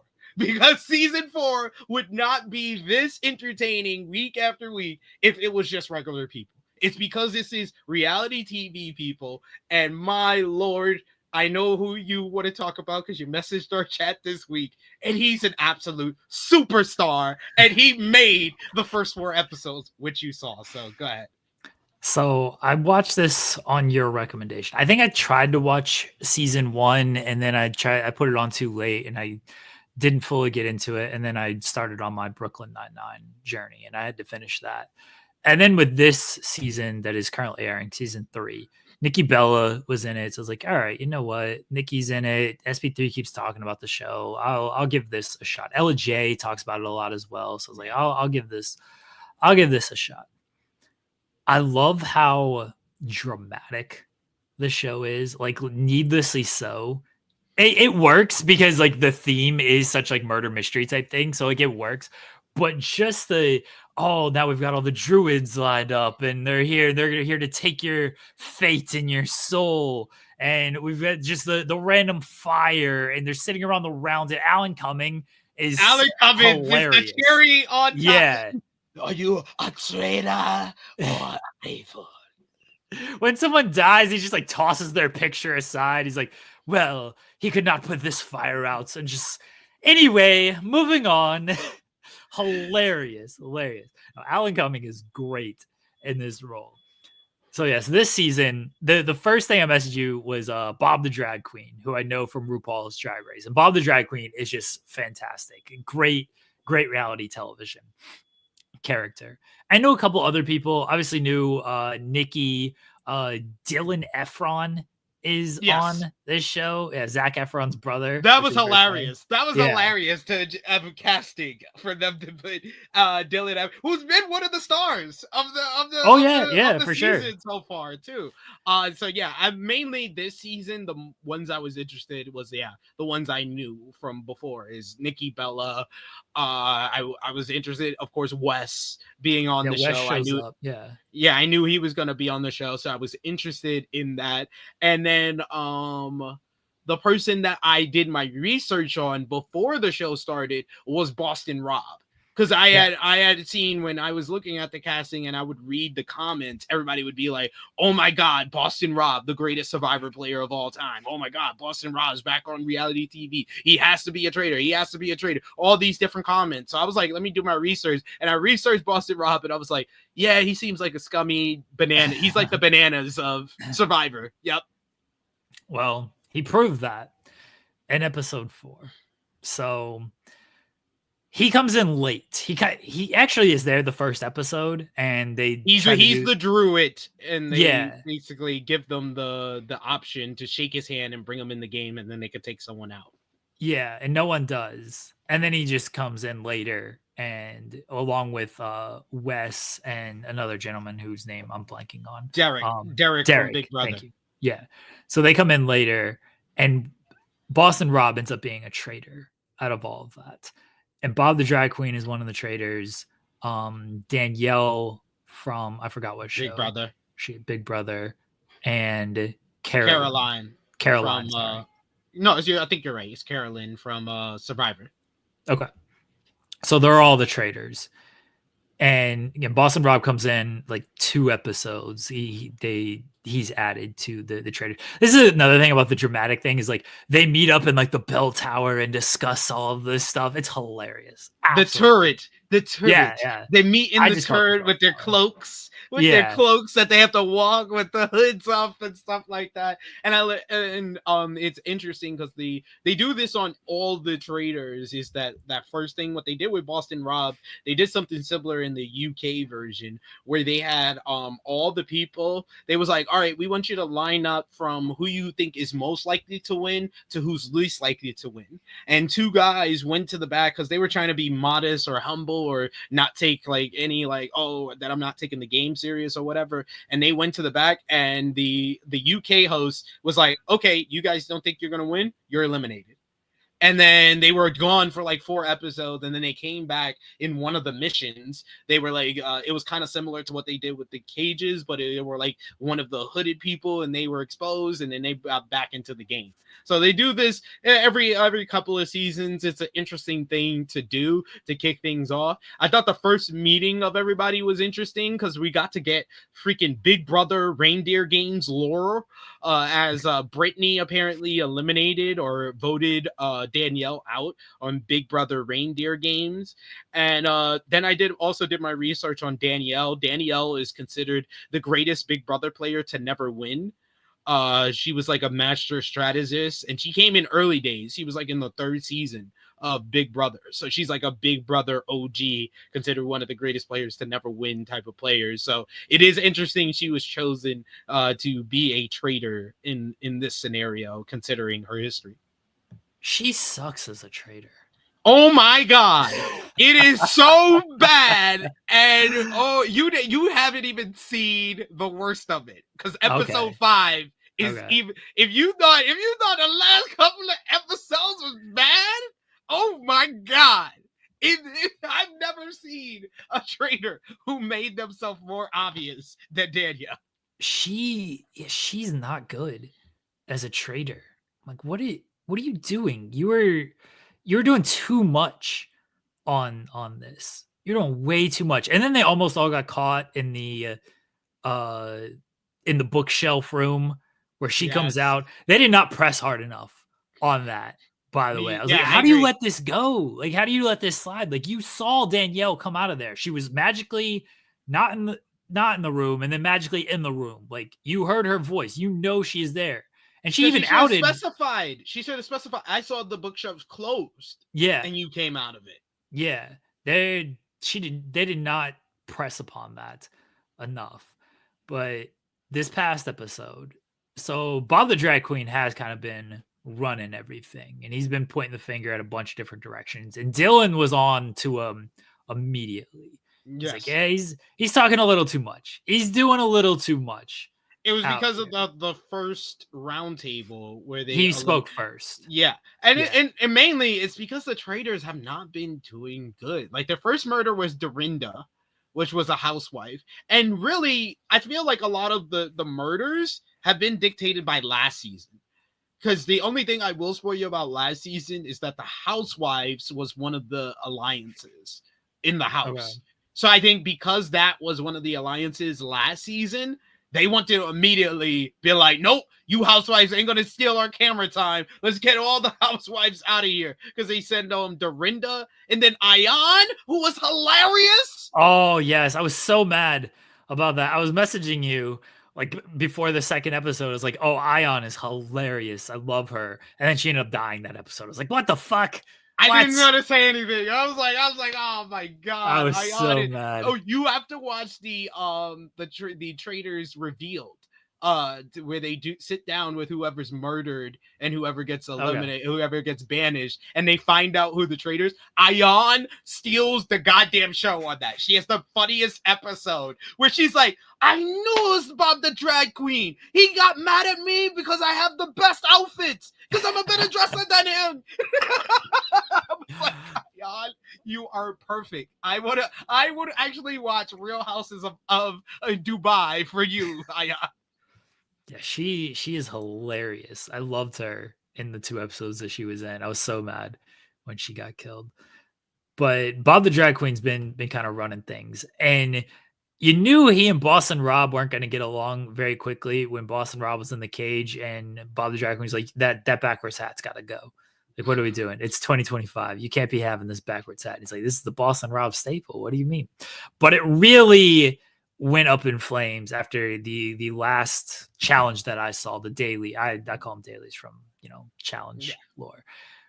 When Bob the drag queen kind of needlessly said, like, oh, one of the 3 new people, meaning Wes, Derek, or Boston Rob, I think one of them is a traitor. And it kind of put a target on Boston Rob's back because, well, he's one of those people. Like, he didn't need to say that at all. He didn't. And then Boston and Rob this came off the heels of Tony getting banished, and he called Boston Rob a sellout. So you're just putting more suspicion, more sus on him. Yeah. And Boston Rob decided to take the big swing, and he kind of gathered everybody up, starting with Dylan, because Dylan was on Bob the drag queen at the beginning. And he's like, we're gonna go after Bob the drag queen. Can we get the votes? Can we get the votes? And no, I loved him going around being like, we're going for the queen. Yeah, we got to take out the queen. Oh my god, this shit sounded so dramatic. It sounded like they were gonna kill a queen of like a kingdom. And he had to get Carolyn and Danielle on his side as well, because they were also traitors. Like, this is what we're gonna do. This is what we're gonna do. And then they get to the round table, and nobody's looking that way at first because they thought it might be Nikki. Because they put 3 people in the casket for the last murder, and then they had to put the nail in the coffin for whoever they wanted to murder, and Nikki and Sierra. And Boston Rob said it perfectly. He was like, it's basically 3 murders for the price of 1 because it's going to put sus, because they're going to think that the other 2 are traitors in the casket. And that's exactly what they did, because I was like, oh my god, episode 4. I can't tell you how many times I rolled my eyes at Wes, who was utterly convinced that Nikki Bella was a traitor, and then got Bella busted in a round table. He got Bella busted because she was just like, you just got here. Like, well, you don't even go here. Like, what are you talking about? My attitude, I'm acting different. This is who I am. Like, and like, through this show, more than freaking 9 seasons of Total Divas, and what was it, 4 seasons of Total Bellas, I think more than any of her previous reality TV show history, Nikki Garcia is proving she's a very introverted person. She's not this bubbly out there person. She's very reserved. She kind of tries to think about her thoughts or whatever. So, like, I didn't get all the argument, Wes, she comes from this over the top world of pro wrestling. And that was his whole argument. She's not over the top. She's intro. I'm like, what are you even talking about, Wes? Like, but Wes saved himself by the end. But yeah, the real showdown, and this is why the round table might be one of the most edge of your seat reality TV show experiences like that you would watch. Because especially episode 4 round table, I was on the edge of my seat as soon as Boston Rob talked. Yeah, so I was waiting because they had talked a big leading up to the round table of we're gonna go after Bob, we're gonna go after Bob, but then nobody's talking about Bob because Wes is pointing at Nikki. They're also thinking Derek and that Sierra. yeah, Sierra might be one. And this is where I don't know what the hell Bob the drag queen was thinking. Like, you played this perfectly with the, oh, they're going to put one of the traitors in the casket. So Jeremy's dead. Clearly, Nikki or Sierra is one of the traitors here. You can immediately eliminate one of them off of this. And then maybe even eliminate the next one off of in the next round table. Like, you could have bought yourself at least one round table because everyone is ready to get rid of Nikki. Everyone is ready to be like, yeah, Nikki, because yeah, one of the traitors was in the caskets. So, and then it was all on Nikki. And then once she revealed that she wasn't a traitor, people would have looked at Sierra. It's like, oh, well, Sierra was definitely the traitor then. So they could have bought themselves more time. Instead, Bob had to say, I think one of the new people is a traitor. And he put himself against Boston Rob, and Boston Rob conjured up enough. But anyway, they were pointing the finger at everybody else. And I love the editing of like Boston Rob and Dylan just like looking at each other, like, you gonna say something? Are you gonna say something? Who's gonna say something?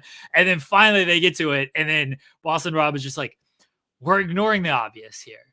Who has been talking the most? Who has been saying everything? Who has been running this whole game? Bob the drag queen. And all the showdown between Bob and Boston Rob was complete cinema. Complete cinema. The way they were going at each other. Even Dylan versus Bob the drag queen at the last round table. Oh my God. Bob the drag queen had the best responses. He was like, you are misguided. That is your drag name. Yeah, you misguided. I was crying. Oh my God. He was like, you just came with a 1,000-piece puzzle, you put it on the table, and then you want us to fix it, and then you can come up with all the glue on your clothes, and you can put it on your wall and say, you fixed it. No, you figure it out. But this one with this, he always takes it from 0 to 100. He was like, his reaction to him just saying his name, he was like, oh. I mean, that's just being in. I watched him on RuPaul's Drag Race. That's all of his Drag Race. You know, those queens read everybody. So yeah, he's got that down to an absolute T. Oh, but them going back and forth. And Wes was smart to point this out, but this is where I thought Boston Rob won him over. It was like, if he is not a traitor, then put me up on the next one. And then everyone's like, okay, well, if either Boston Rob is telling the truth and we're going to get rid of a traitor, or if he's not telling the truth, all right, sure, we have eliminated one faithful, but now next time we can narrow it down by one, and we know not to trust him moving forward because he was wrong on this. But of course, and this is what Wes pointed out afterwards, like, why would he say that if he was not 100% certain, if he himself was not a traitor, knowing that he was a traitor? And I don't know how that plays out moving forward, but I was like, there you go, Wes. After incorrectly trying to name Nikki Bella, you figured out, like, oh yeah, he was a little too vocal here. He's a little too sure. And it's crazy how smart Wes is in comparison to every other faithful, because he literally had to walk them to the point. He literally had to hold their hand, be like, the only way is like, you wouldn't know. No, you would. You were a traitor. But episode 4 was absolutely fantastic. I watched it last night. I'll have to watch episode 5 probably tonight, and I'll be completely caught up for the new episode on Thursday. But I'm in. You sold me on it. I watched the first episode, and I was in pretty quickly because it is just messy reality television, and with a lot of messy people and a lot of people, like you said, who understand like what reality TV is all about and know how to make it dramatic. And then I just absolutely love the over the top dramatic shit that they do, which is so like necessary because it fits the show. But at the same time, it's like, are we really doing this? Do we really need to do this? But it's so good. And Alan Cumming is fantastic as the host. He's like the so. cherry on top. He's like Yeah. he fits the theme and everything, and yeah, I'm really enjoying this season of Traders. I think that we are gonna lose a little bit of the entertainment not having Bob the drag queen around. And what a speech! What a speech for the reveal. Oh yeah, He was like, yeah. "I told you guys. I Yeah. swear to God. I swear to God, guys." Well, I don't believe in God. I'm a trader. I was like, "Yo, Bob, you are a star." I waited. I subscribed to his YouTube channel. I was like, "Yo, Bob the Drag Queen, Bob the Drag Queen was is a great. GOAT in 4 episodes." Dude told Boston Rob, he was like, "When the big dog comes around, the little bitch sits down." Yeah. I was like, what does that have to do with anything? It doesn't matter. Even Alan Cummins in the background, he's like reacting like. Bob the Drag Queen is so fantastic. I've been watching him since RuPaul's Drag Race, which he won. He won his season of RuPaul's Drag Race, and this is like 6 years ago at the very least at this point. But yeah, he's great. Yeah, that was the first person I messaged when I saw like the cast when I was watching the new episode, and I didn't do my research on like who's on the cast. I knew Nikki because I just seen Nikki stuff online, and her podcast, she talks about it. Her and Bree talk about the Trader, so I knew she was on the show, but I didn't know. I legitimately did not know anybody else. So when they introduced the cast, I saw Bob the Drag Queen. I immediately messaged like, "Bob the Drag Queen, let's fucking go!" I was excited. Now he's gone, but went down in a blaze of glory. Yo, he will go. That Awesome. 4-episode arc is one of the greatest in Traders history. He did not know how to play the round table at all. This dude was the first person to talk at a round table. Like, that's like Trader Rule 101. Y'all not supposed to be the first ones to talk at the first round table. Yeah, he got just a little too loud with everything, and that of course led to his downfall. Again, they could have bought themselves at least 2 roundtables with the coffin thing, because they were ready to get rid of Nikki, and instead Boston Rob was like, "I ain't letting this guy run the game anymore." Nope. Like, Bob the Drag Queen was correct on that. Like, Boston Rob knew I was a threat and he needed to get me out. And look, but you gave him a reason. I exactly. Agree with you. Yeah, you gave him a reason, but you didn't need to. It was more to do with that Bob was running the show and Boston Rob was like, "Nah, that's my spot, and get out of here." And then you give him a reason too. Oh no, that's why he was so quick to do it. This dude was going around like he was the mob boss. He's the mob. He was doing it. He was doing it as they were like walking down that giant hill after the challenge. Yes. He was telling Wes, we got to go for the queen. We got to go for the queen. Yeah, he was wasting no time after Bob made that comment at the end of the challenge. Like, all right, dude, you put that target on yourself. You screwed up, but you know, that was what Bob did, and he had to line his own coffin. But it's a great show. I'm all in. I'm all in on it, SP3. You sold me. I love it. Love to hear. I love when my friends watch good shows that I tell them about. I've sent the link to our pal Cher Delaware. She should be hopefully joining us here shortly. We got a challenge draft to do because I should probably put like the draft stuff together. That way I'm not fully scrambling as we start here. But we have a challenge draft to do. There's a new season, Rivals, starting tomorrow. All Stars 5, Rivals. There we go. When's All Stars 5 starting? This is All Stars 5. Oh, I thought Rivals was starting tomorrow. This is All Stars 5 Rivals. Oh, you've confused me. It's like I said, Zach Nichols' podcast, and then you get so confused. Zach has a podcast? I hate you so much. I hate you so much sometimes. I'm just used to them calling it All Stars 5 and stuff. Like now they're double dipping on the names here. So it's throwing me off. Oh, I get it. I can't be held accountable for that. They gotta pick one. Just pick one. That's all. Yeah, the name is All Stars 5 Rivals. All Stars 5 Rivals. All right, sure. Yeah. All right. I'm putting together the draft board here. Look at this guy multitasking. I was trying to multitask, but now I think my computer's frozen. Well, hopefully Cher Delaware joins us here in a second, so we can do the draft. We don't have to draft for her like we did last time. Yeah, hopefully not. Or one time. It wasn't last time, but yeah, we did I think it was that one time. Yeah, so one time.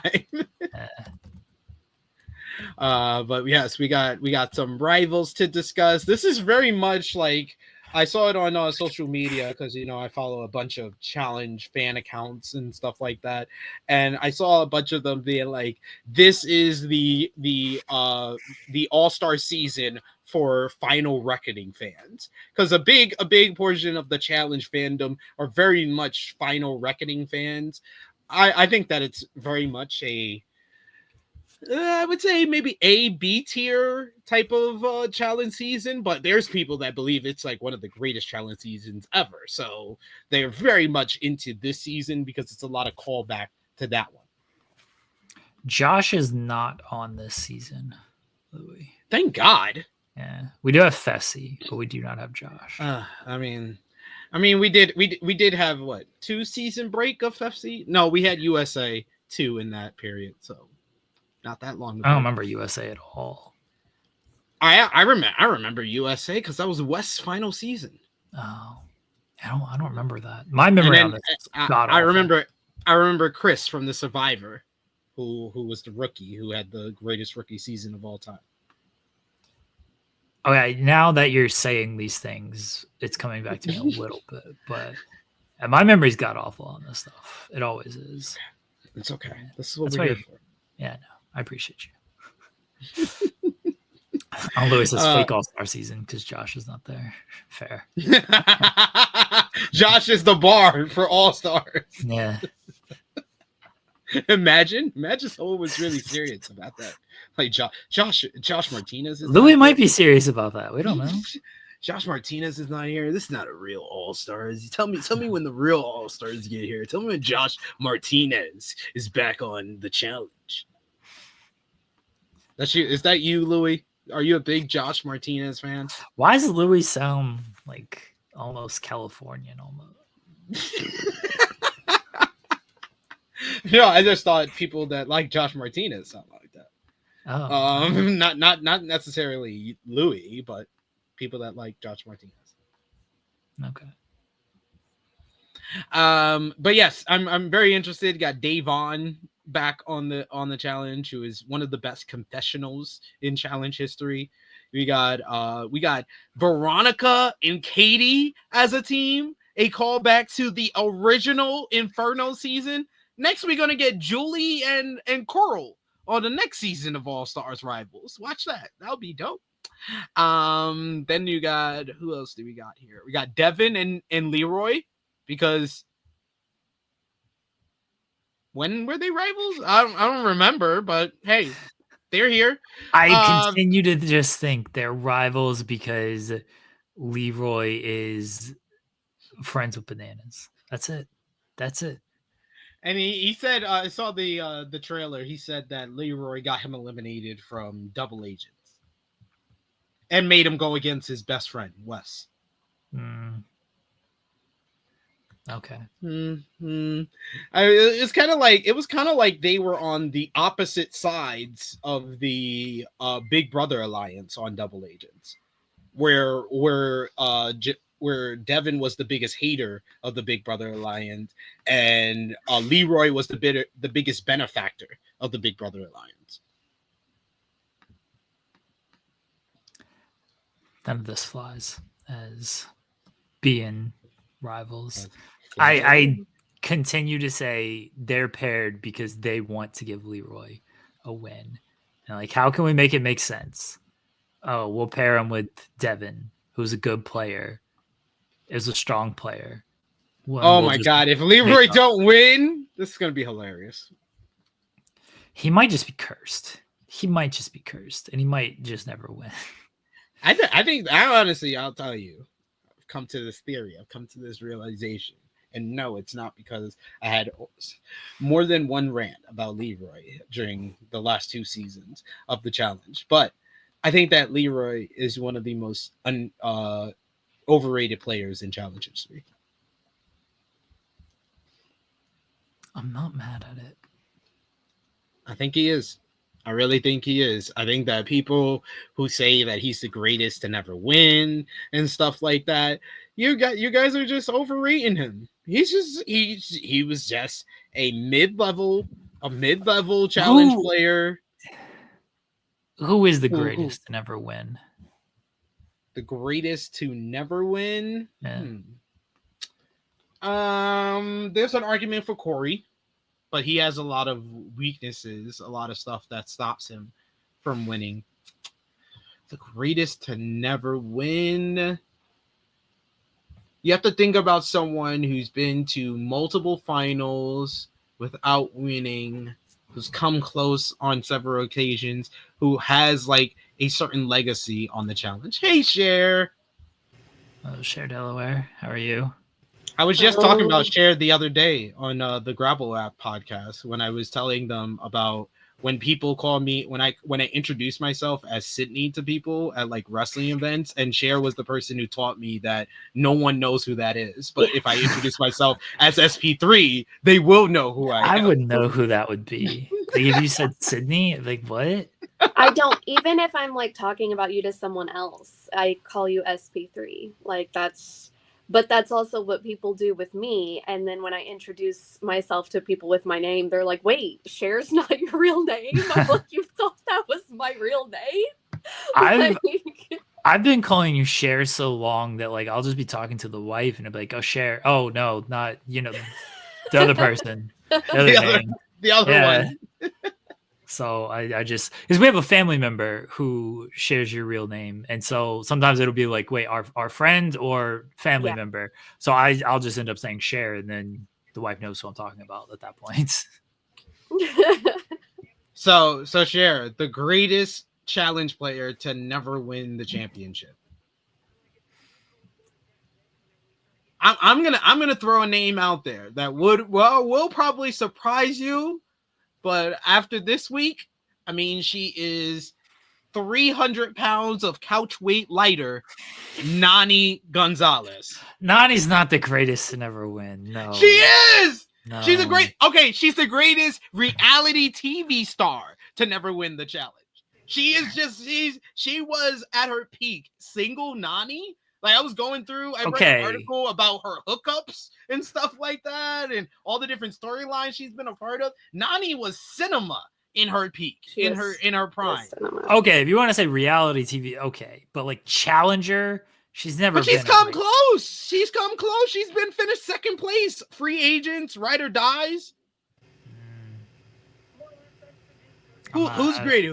Who's greater than her? That's never. I'm thinking. Corey has his weaknesses. Yeah. He has his weaknesses, though. He's a Nani has weaknesses. Yeah, she does. Nani is her own weakness. But she's very balanced at everything. You can't say that Nani has like a overarching weakness like Corey with puzzles, or Leroy with everything else besides physical.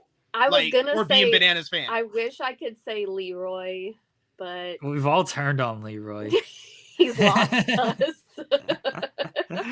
All turned on Cam. Leroy. Cam is I Cam. I need to see more of Cam post baby. Yeah. To see, because I don't think she had enough seasons pre kids for me to call her the greatest. Fair.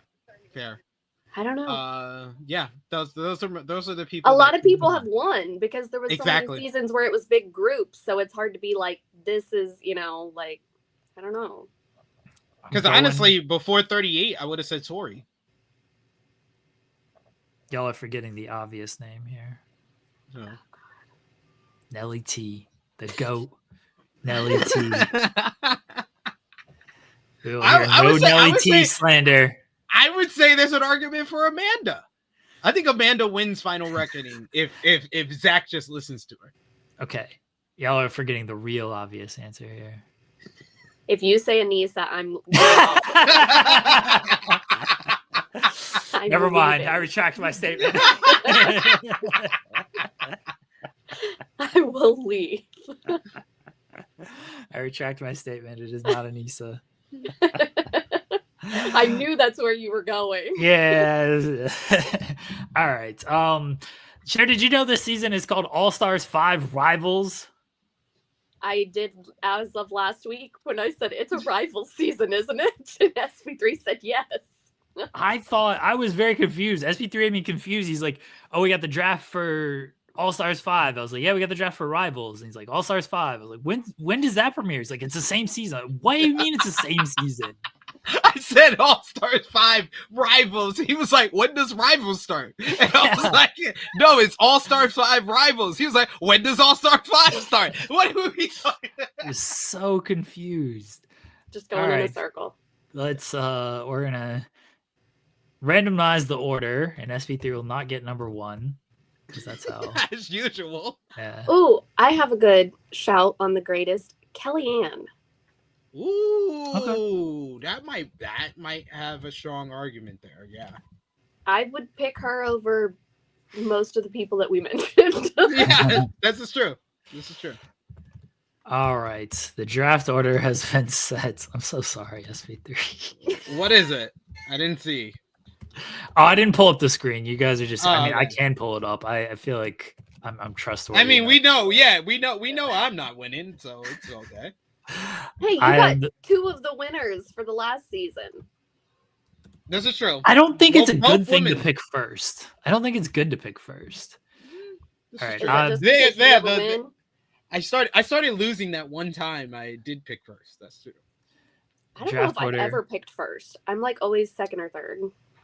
The draft order is me, Cher, and SP3. Yeah, at least I got back to back. So all right. I'll put up the screen here. Okay. There we go. Everyone can see the player pool. It's not a big pool to pick from. So we're gonna assume they stay together and they don't split at any point. I hate when they do that. Yeah. So how many are there?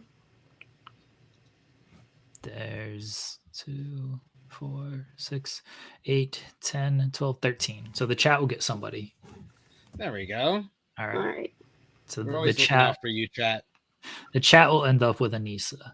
I don't know. She's attached to Ashley, so yeah, she got Millionaire Mitchell. Yeah. So are we picking duos or are we picking individuals? No, we're picking duos because we're gonna assume they're staying together the entire season. They better be after my rant last week. All right. I'm gonna go. I'm very afraid. I feel like this team's either going to the finals or somebody's gonna get kicked off for murder. And I'm going with Nani and Turbo. I knew that. I knew it.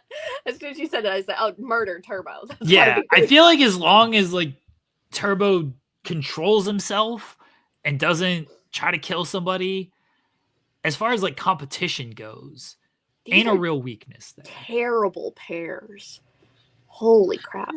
There's like one on each team that I like, and then the other one I'm like, oh geez, you're stuck with them? That sucks. Yeah, it's like you know what? I gotta go with my girl Davon and Shane. I respect that. It feels like they're gonna actually get along too. Like they're gonna find common ground on just like being messy together and spilling tea together. That it's like, you know what? Yeah, actually and not Davon that and her bad. amazing confessionals. Yeah. Yes, can't wait for that. Shane has good confessionals too. Yeah. All right, SP3. You got 2 picks. So these are not. Should I play fair or should I not play fair? You can pick whoever you want. What do you mean about not play? Unless you know spoilers, then no, okay. I'm not playing fair because I mean this is a paired season and there's only 2 all male pairs. So that's fine. I'll probably pick both and I'll go with Leroy Devin and then Steve and Adam. Well, you know Leroy Devin ain't gonna win. Yeah. But I believe in Devin more than I disbelieve in Leroy, but it's kind of going to counterbalance. So at least I have Adam and Steve as the other fall through when that falls apart. I'll go Amber and Fessy because she can carry Fessy. That's true. Boy, this is bad.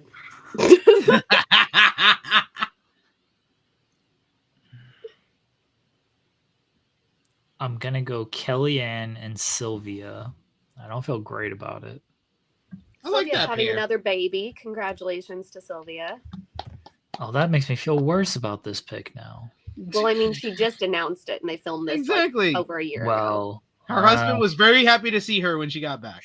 And it's very funny because her husband, they have a baby, and then he has like a teenage son. And in the announcement picture, they looked like a throuple because the teenage son looks like a grown-ass man. And it looked like it was her and her two husbands and their baby. Because I remember when she did All Stars 3, she had the little Yeah. video call with them. And, you know, she says she's a stepmom and stuff like that. So that's cool. Yeah.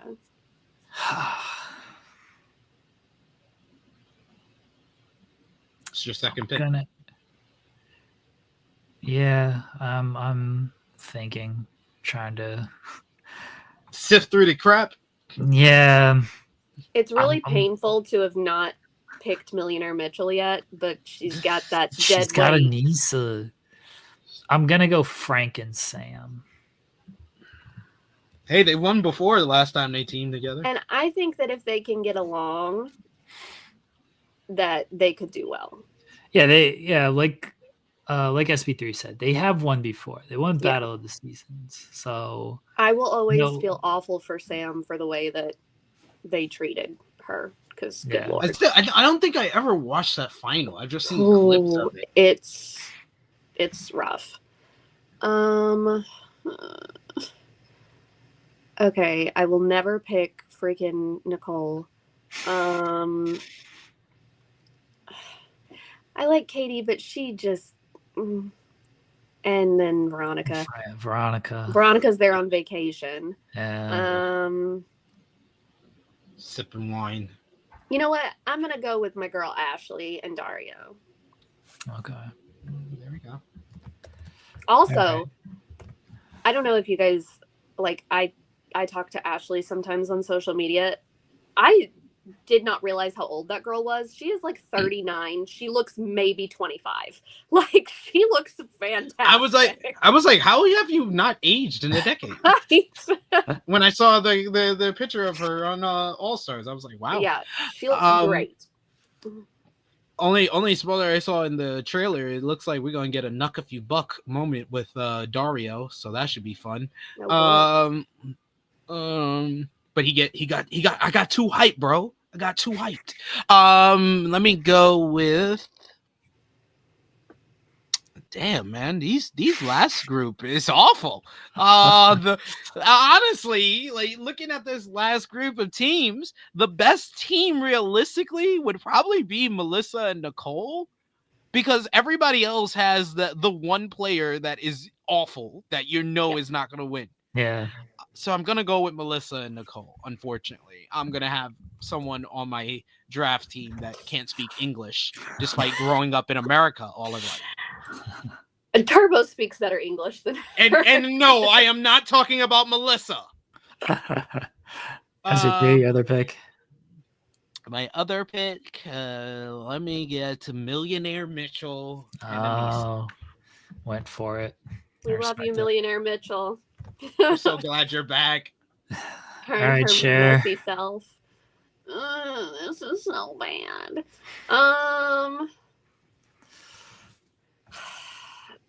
Beth and John A. Oh.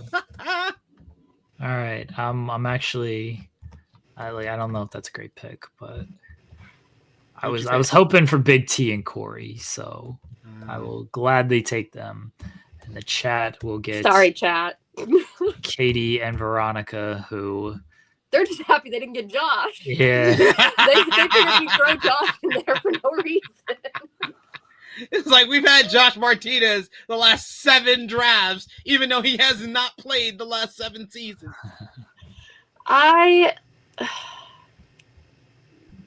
This is not a good cast.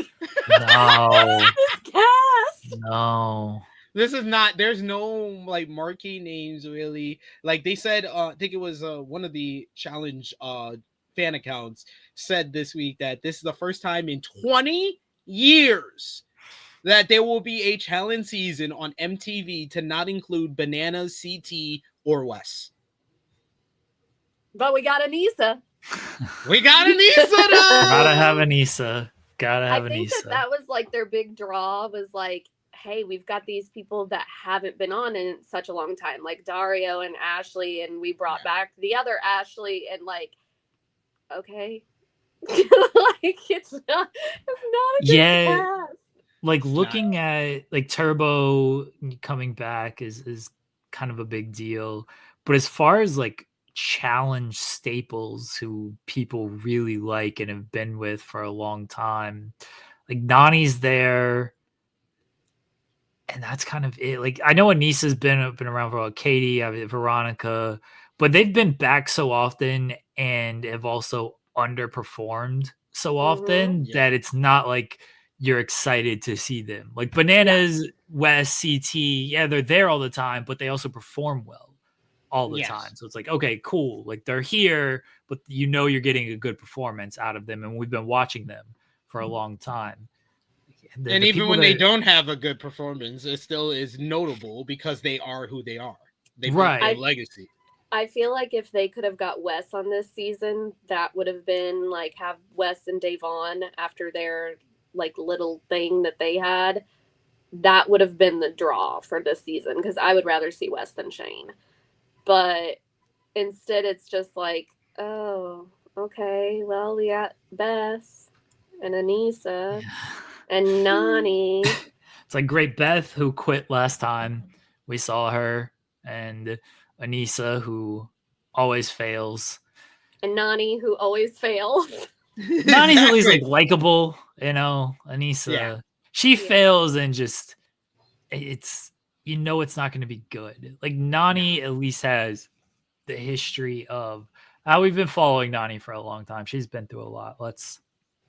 Fans still want Nani to win. I don't think fans still want Anissa to win, or don't. I don't know that fans ever wanted Anissa to win. No, they did. She was like a favorite when she first started. Her first like 2 seasons, because it was like she is a Black woman and she is bisexual, and so it was like back then you didn't see a lot of either of those on reality TV. Yeah, that's what. I'll be honest, as the African American representative here, that was the only reason I rooted for her. Looking back on it as a teenager, that's the only reason I rooted for Anissa, is because she looked like me. She was the same color. I wanted to root for her. I wanted well for her. But I've been watching for 20 plus years now of Anissa. I know who she is now. I know she's not going to win. And it was like after the first few seasons when she was in really good shape and she couldn't win. And then she just kept coming back not in good shape. And so it was like, okay, why do we keep seeing her? Like there are so many. She should not have been in Era 1. I will just continue to say that. There were other people that could have represented that era a lot better. They knew she was going to get sent home very soon on that. To be fair to her, though, despite all of us saying what we're saying, she is one of the identifiable faces of Era 1. So I didn't mind it. Other people got lives and didn't come on the show every season. Some people got kids and significant others. They had lives to get to. She did. I mean, I remember like 15 years ago when Anissa was like, I'm going to college, so I'm not going to be on for a couple. What happened to that? Like, is she still in college? Is she taking 1 class a year? Like, what's happening? It takes a while, you know? It takes a while. Apparently. Yeah. When you're gone filming 9 months out of the year. Takes a long time, actually. Long ass time. All right, everybody. That's going to conclude the final episode ever. I mean, sort of FMC. Kind of. Kind of. We're going to be back maybe this weekend or next with still talking challenge and reality television and all that nonsense. SP3 is going to be back with me on Tuesday, still talking some basketball and some wrestling. So nobody's really going anywhere, but the show name of FMC is going up in spirit. I guess what we'll say. So what are we gonna call when we do the challenge? Oh, SP3 had a name. What was and reality talk? Because it's not just challenge. Yeah, fighting reality. Blind. Fighting reality. fighting reality or fighting trash reality? I don't know. Well, we got to think of something. Okay. I don't know. I don't know how I feel about fighting reality. It doesn't feel like it's like about reality television. Well, that's fair. Yeah, It feels like people would search that and they'd think it was going to be like a self-help. Oh, that's perfect. We get a new audience. I mean, a lot of these people need some self-help. So Exactly. I believe so. I will tell everyone what they're doing wrong with their life. Exactly. We'll have call-in segment where people are fan questions. Oh God, don't. We'll think of something. We'll come up with something. We got to figure it out. We're just gonna whenever use. you guys see the first one posted, you'll know what the name is. Yeah. We'll figure it out by then. Yeah. Or it will be untitled reality TV show. That's what we'll call it. The show formerly known as FMC. Oh, that would be awesome. Oh man, that's it. That's the one. The show formerly known as FMC. FMC, formerly FMC. FMC squared. Formerly. God. 2.0. There we go. We'll come up with something. SMC, second morning chat. I know we're gonna keep doing this show, but I do it feels like a goodbye of this. But I just want to say how much I appreciate you guys and doing this with me over the past, as SP3 mentioned, 3 years now. Oh my gosh. We've been doing this, so I appreciate you guys. It's been so much fun on Tuesdays, taking a break from the world of wrestling and talking about trash reality television and, of course, basketball with SP3. But it's been a lot of fun. And again, I appreciate you guys. And I think one of the most viewed things on this channel is like the wedding episode where all three of us talked about my wedding. And it was fun having you guys there. And I know, like, kind of without this show, I don't know if all of that would have come together the way it did. So I know the show and there's just the friendships I've formed with both of you and everybody else on this channel helped bring all that together. So I appreciate you guys, and you guys have kept me kind of sane through this wrestling grind that I go through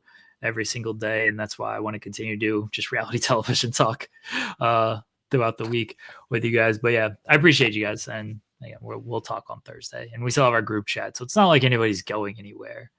Yeah. For those listening, I appreciate everybody who is tuned in over the years and left comments and become sort of regulars. I know this is a wrestling centric channel, so for you guys to watch a non-wrestling show means a lot, and we appreciate it. That's the only time you get to see me on screen, is if I don't have to talk about wrestling. Cher, anything to plug? I mean, check out our new show whenever you see a show that you don't know what it is. Check it out. I mean, honestly, we should have stopped doing it live like 8 months ago when Sean got on here with his big mouth. So he joined earlier. He joined earlier, and we mentioned that he provided one of the greatest moments in the show history. And the second greatest moment, when he only edited that part and posted it instead of taking it out. That was the second greatest. So it's the 3 greatest moments, because I also put in there his Too Hot to Handle appearance. When we did Too Hot to Handle mobile, and he had to read some of the lines. That was also one of the greatest moments. Yes. Oh boy. And the wife still has the video of the original because she. Oh yeah, she sent it to me. It's a classic moment. It sure was. I've never seen SP3 turn purple before. Could not breathe. Yes. SP3, you don't plug anything? It's been a great road. I want to thank Jeremy for asking me to do this this show way back when they rebranded this channel to Fightful Overbooked. I've had so many good times with Cher and Jeremy. Yes, it's increased our friendship that was already established before we started doing this show. It's just made it greater, and we found more things that we have in common and like to talk to each other about outside of pro wrestling. And I'm happy for all the people that have enjoyed the show and been able to kind of take some time and have a joy to waste some time at work, like Louis said in the chat. So appreciate all of y'all. Appreciate Jeremy. Appreciate Cher, and appreciate Sean and even Caden and other people that have showed up even on this show. Phil, Lindsay, you had Nick Harrison. So yeah, so many great special guests that we had on the show. Paulie and Cara, Andrew Zarian, Mark Long, the list goes on and on. So yes, thank you all for supporting FMC, and I hope you support fighting reality, Fightful reality, Fightful trash reality, trash reality shows, junk reality shows, whatever the name is going to be, where we talk about trash reality. Appreciate y'all. I'm gonna workshop some. I'm gonna workshop some names and send them in the chat. Please do. Please do. I have too much stuff to do to come up with a name. That's wow, the look best at this I could. guy. Look at this guy. I'm too busy. Too busy. No. I just came up. I just workshopped a whole bunch of names. Let us know in the chat which one of those work, and if you want Cher to come up with a better one. I think Cher should just come up with names anyway, and we'll see what happens. Yeah. I think that I should just not tell you what the name is. Just get posted. I just post it and then just untitled. This is the show. I know like people already use like reality, like, so we can't use that one. Yeah, but we're also not like spilling tea on the shows either. We We're might. just talking shit. Yeah, that's true. That's true. But I don't think those shows are like spilling tea. They just like review the show, and that's it. So. Is there a show called Reality Rants? Reality Rants? Let's Google.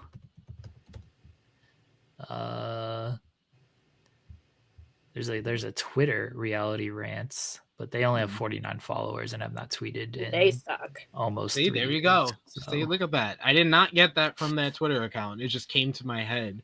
Because Cher sometimes rants. I rant a lot. So makes sense.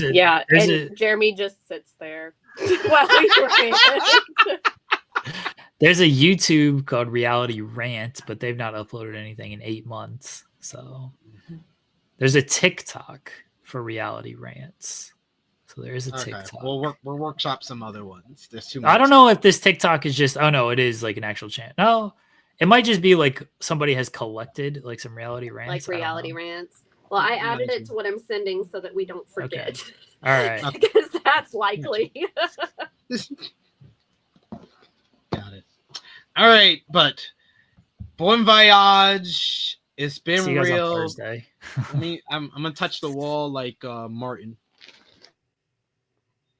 He knocked over his mic. I knew that was gonna happen. I was waiting for that. There you go. You should have ended it as I touched the wall. You should have ended it like the last episode of Martin. I froze for one last time. Had to make sure that had to happen. Had to have that as part of it. Yeah. All right, everybody. We'll be back probably next week. Talk to everybody then. Bye.